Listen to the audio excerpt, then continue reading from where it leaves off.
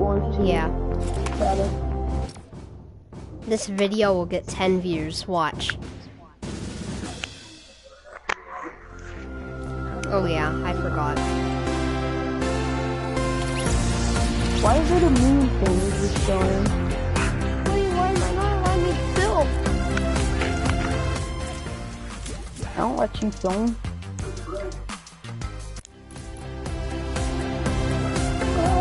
Look at my skin. Dude, Duck you're not on. doing anything. Dude, no, I'm not gonna join you. Show me all your skins, brother.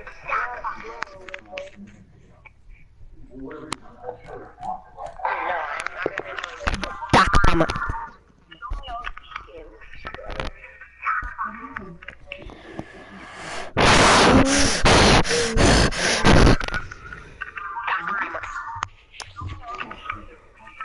Cool. I baby. Oh Jesus. Cool. You gay. Stop abusing chat. Got you. Stop abusing chat.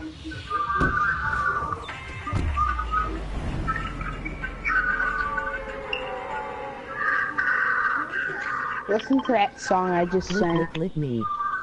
This is literally a song.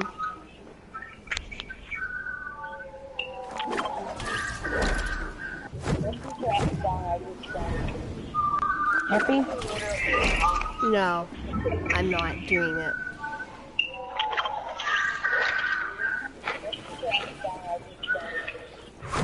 That's mine! Did this take the...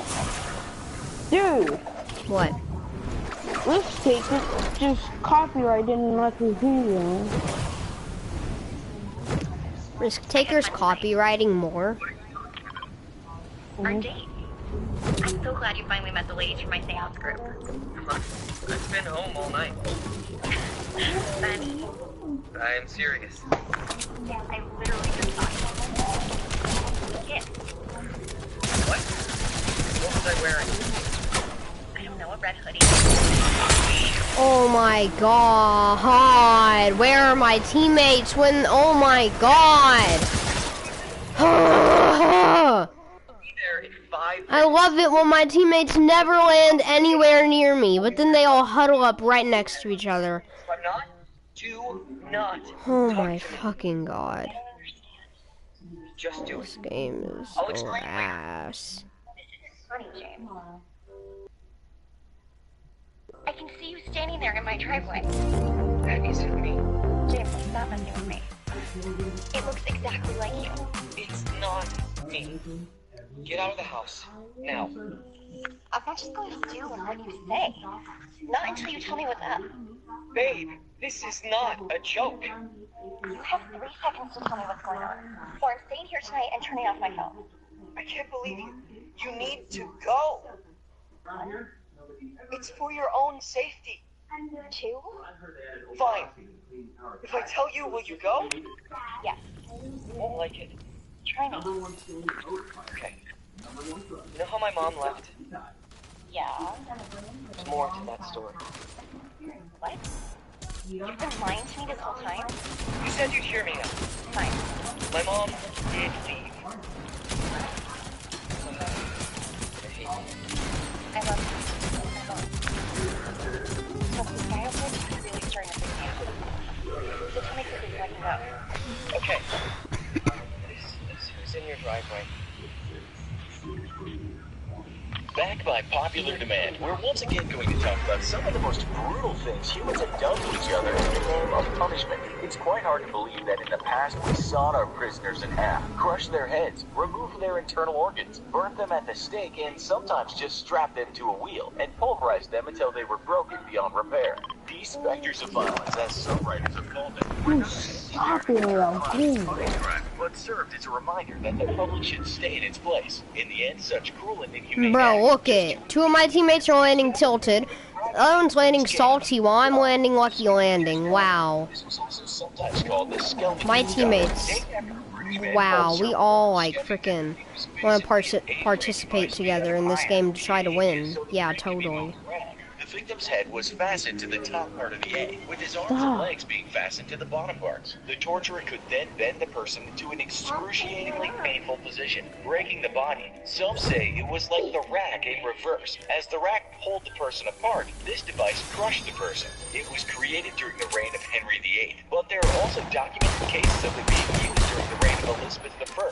11. Flaying with a difference. We've talked about flaying before, which is having your skin peeled off. This horrific form of torture was seen all over the world, from Europe to China to Africa to the Aztec Empire. But according to the website Medieval Times and Castles, this practice was performed in various ways. We're told that sometimes people would be left out in the sun for a very long time, until the meat on their bones was burned and tenderized. This way the flaying could be done with ease. In other cultures, people would be lightly boiled first, then taken out of the pot and peeled. One source tells us that the torturers would often try to remove the skin in long sheets. This was so it could later be displayed as a warning. Seriously. You can still see a preserved skin at Worcester Cathedral in the UK. This was the skin of a Viking who had tried to steal the church bell. Yeah, I'm having to deal with a bunch of soccer skins that landed lucky landing with me. Tough. This is what you might call an execution by torture, and it differs from most other forms of brutal execution as the public can get in on the horror. Stoning goes back ages. I don't get why hitting the blue dot on streams is so important. It doesn't make you look any better or anything. Today, this brutal practice usually meant burying a person up to their head in the ground, and then stones would be thrown at the victim until they died. It is still legal in some countries today, mostly in parts of the Muslim world. In Iran, for instance. Just don't listen to that. It's gross. Sweetie, are you bugging me at work over a zit? It's not a zit. It's so painful. It feels like it's gonna burst. Well, what is it? I don't know. There's something under there. What do you mean? Like under the skin. I can see something moving. What? Are you sure? Yes, I'm sure. Bye. Listen to me. Do not touch your face. You know what it is? Is there a black dot near the bump? I don't know. Maybe. This is very important. Look closely. Is there a dot? OMG. OMG. What? It's trying to get out. Whatever's in there. It's cutting through my skin. Dan, you need to listen and do exactly as I say. Mom, what is it? Sharia law states what size the stones must be, so the execution doesn't go on for too long. NBC tells us that stoning as a punishment is still a thing in the countries of Iran, Afghanistan, parts of Nigeria, Sudan, Pakistan, and the United Arab Emirates. What also occasionally happens around some parts of the world is people are stoned to death as part of tribal justice. We can hardly imagine what it must be like to leave this life surrounded by an angry mob throwing stones at your head. And to some extent, we can say humanity hasn't fully extricated itself from its brutal past. Perhaps even worse is stoning often comes after what most of us rational and compassionate people might see as paltry crimes, or not even criminal at all. Take the stoning to death of a man in the USA in 2011. Yeah, that happened. A 28-year-old stoned a 70-year-old to death because he said the Old Testament demanded that was the punishment for homosexual men. Such gruesome punishments don't happen often these days, but in the past, as you'll see, such a thing wasn't thought of as being utterly horrific. 9.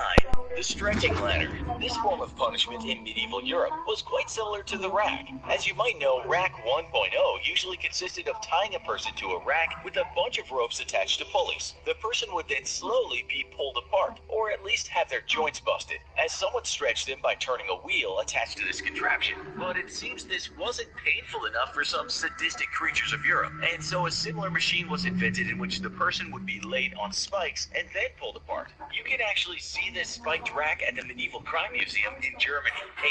The knee splitters. Those who cannot remember the past are condemned to repeat it. The thinker and philosopher George Santayana once said, "We must stay close to our misdemeanors, even recent ones." And so it's a good thing we have the Medieval Criminal Museum in San Gimignano, Italy. On its website, he writes, "Our commitment, which we share with all who are interested in combating violence, is to show how throughout centuries human beings have been tortured." If you visit that website, you can find a lot of information and pictures on evil medieval contraptions. We chose the knee splitter for you, as just the name name is enough to make you grimace. Imagine 2 blocks of wood lying horizontal to each other, attached to vertical iron bars. The pieces of wood have huge spikes sticking out of them, so the entire thing looks like a rather dangerous mouth. The legs would be into this mouth, with the knees positioned where the teeth are. This kid's cheating. You don't just hit freaking shots like that.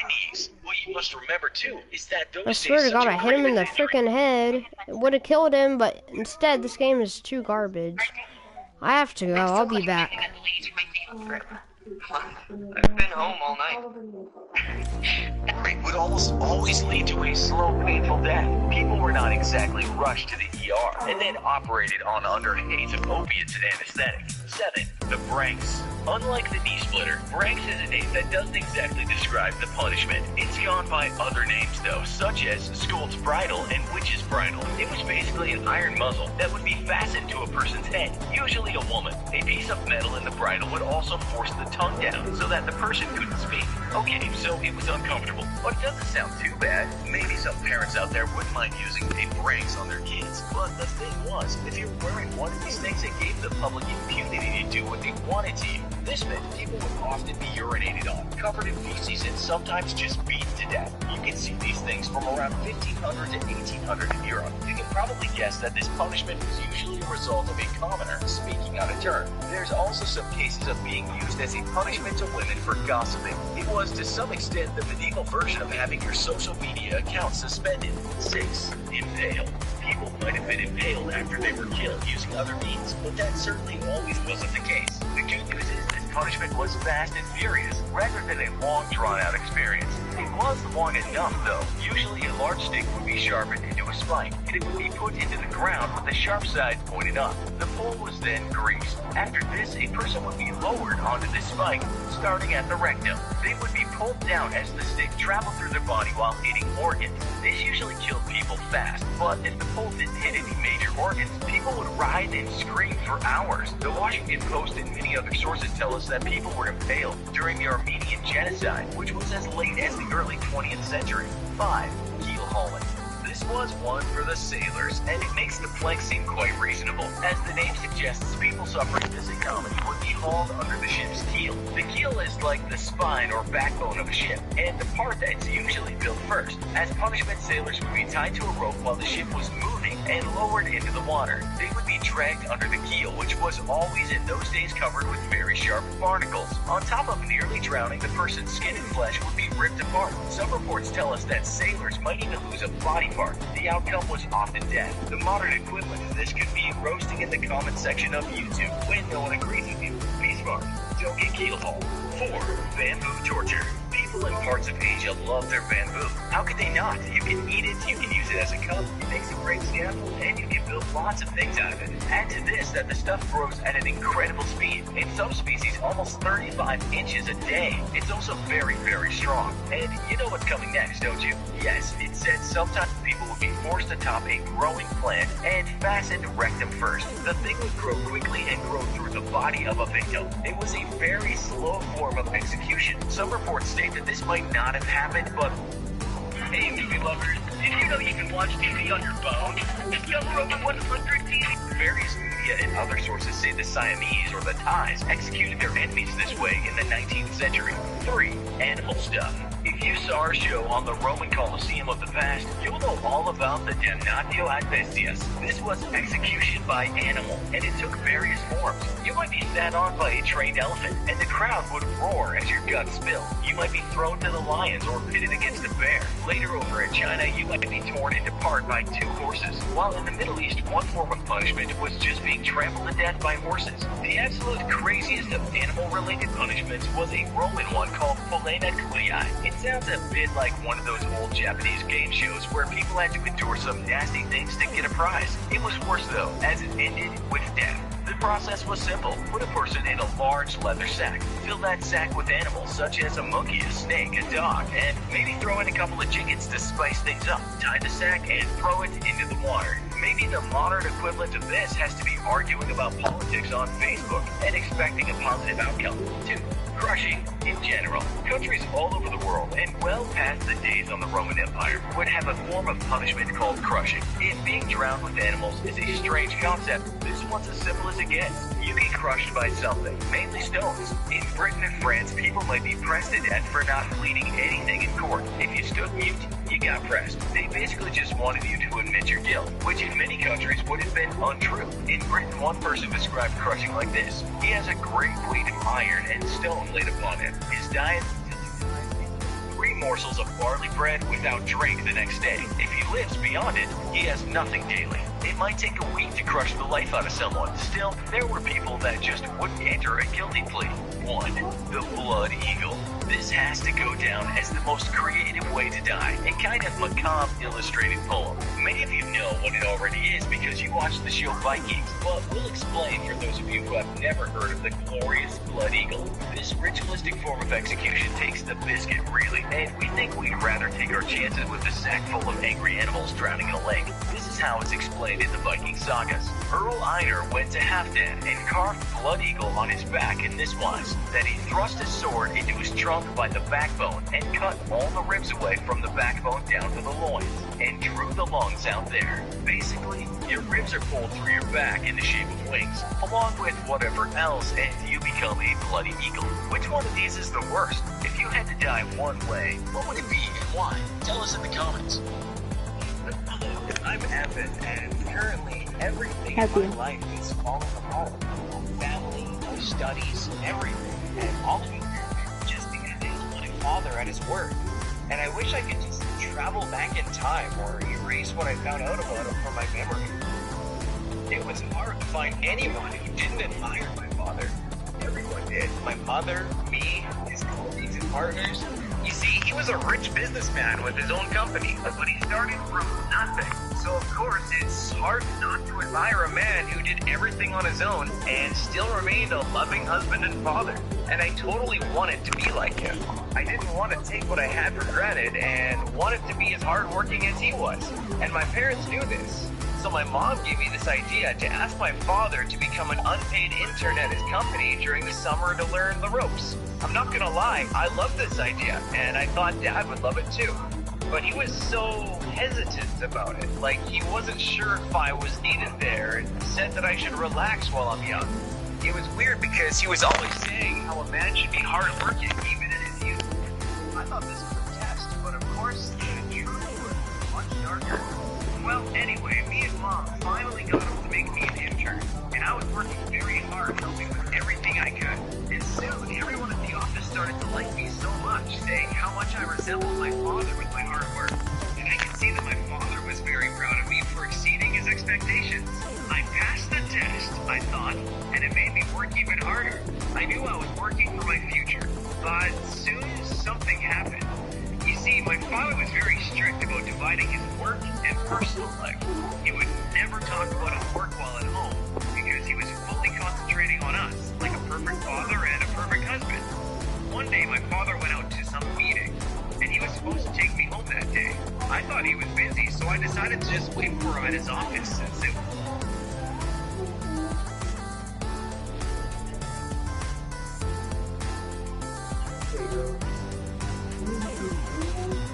was unlocked, and I had been in there many times before. While I was waiting there, the phone rang. It was in his desk drawer, so I decided to ignore it. But it kept calling again and again, like every 3 minutes. And I got tired of it, so I decided to answer to say that my dad was away, thinking maybe it was Mom. I opened the drawer and looked at the phone, and it was weird. You see, my father had 2 phones. One was a personal phone, and the other a work phone. And this phone, I had never seen it before. I answered the phone, and a woman's voice said, "Hey, want to come over today, darling?" I quickly turned the phone off. It wasn't my mom. I didn't know what to do or think, so I just left the office and never came back. My mom tried to ask me what happened, but I just couldn't tell her.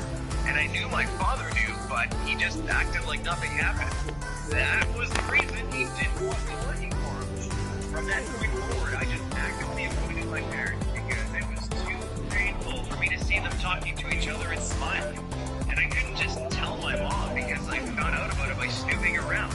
I started to hate my dad and even my mom for not seeing what was happening. One day, my mom confronted me for avoiding them and spending a lot of time outside of the house. I guess she thought I picked up bad habits or something. I was trying to explain, but she was worried for me and started to check my bags and everything else for something like cigarettes. My dad just kept silent because he knew what was really happening and why I was acting that way. But he didn't say anything, and I could just feel my respect for him dwindling away. I was so angry, I said, "Ask Dad what's going on." There was silence for a long time. Then they left and went into their room, and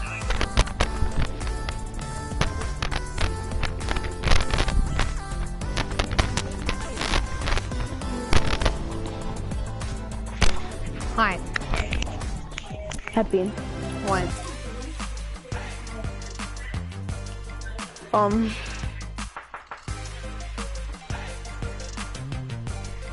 gonna do something real quick. Okay.